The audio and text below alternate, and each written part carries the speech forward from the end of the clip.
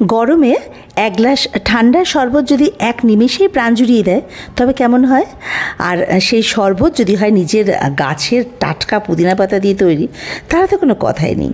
নমস্কার, আজ আমি আপনাদের তৈরি করে দেখাবো একদম দোকানের মতো রিফ্রেশিং মিন্ট লেমনেড বা পুদিনা লেবুর শরবত। খুব সহজ পদ্ধতিতে ঘরোয়া কিছু উপকরণে কিভাবে এটা বানাবেন চলুন একবার দেখে নিই।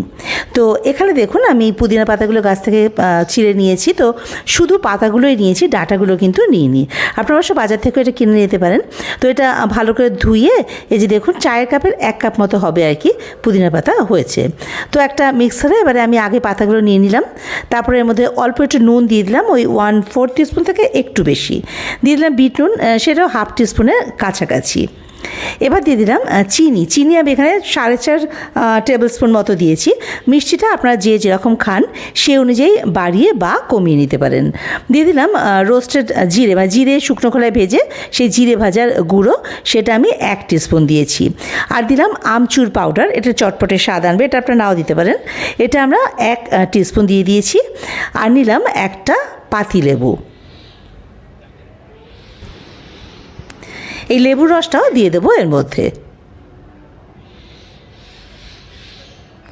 এটা কিন্তু দারুণ রিফ্রেশিং একটা ড্রিঙ্ক, ভীষণ খেতেও যেরকম ভালো লাগে আর খাওয়া উপকারও কিন্তু। তো এই যে দেখুন, লেবুর রসটা দিয়ে দিলাম। এবারে সব কিছু একসঙ্গে বেশ মিহি একটা পেস্ট বানিয়ে নেব। এই যে দেখুন, পেস্টটা তৈরি করা হয়ে গেছে, খুব তাড়াতাড়ি হয়ে যায় এই শরবতটা।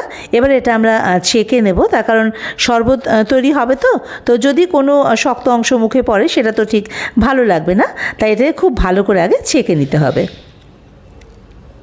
এই যে দেখুন, এটা ছেঁকে নেওয়া হয়ে গেছে। এবার চলুন শরবত তৈরি করে নেওয়া পালা। তো 2টো গ্লাস নিয়েছি আমি, 2টো গ্লাসে আগে এই পুদিনা বাটা আর কি যেটা, সেটা সমান পরিমাণে নিয়ে নেব। এখানে আর কি যতটা আমরা এই পুদিনার বাটাটা দিচ্ছি, পুদিনার রসটা দিচ্ছি, মিক্সচারটা দিচ্ছি, তার মোটামুটি 4 গুণ মতো জল দিচ্ছি আর কি।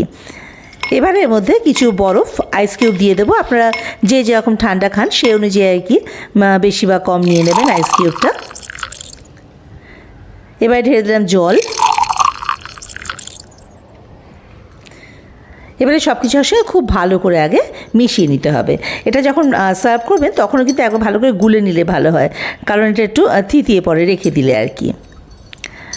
এই যে দেখুন, রেডি হয়ে গেল। এবার গার্নিশিং, তার জন্য লেবু স্লাইস কেটে ওটাকে এভাবে করে দিয়ে দিলাম গ্লাসের ওপরে, আর ওই পুদিনা পাতা।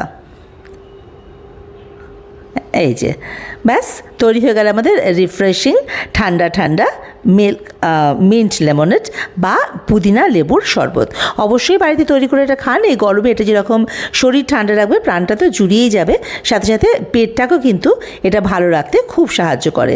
তো কেমন লাগলো আপনাদের আজকের রেসিপিটা আমাকে কিন্তু অবশ্যই কমেন্ট বক্সে জানাতে ভুলবেন না। এই গরমে ভালো থাকুন, সুস্থ থাকুন আর হালকা খাবার খান। আবার আসছি আগামী দিন এরকমই কোনো রিফ্রেশিং সুন্দর রেসিপির ভিডিও নিয়ে।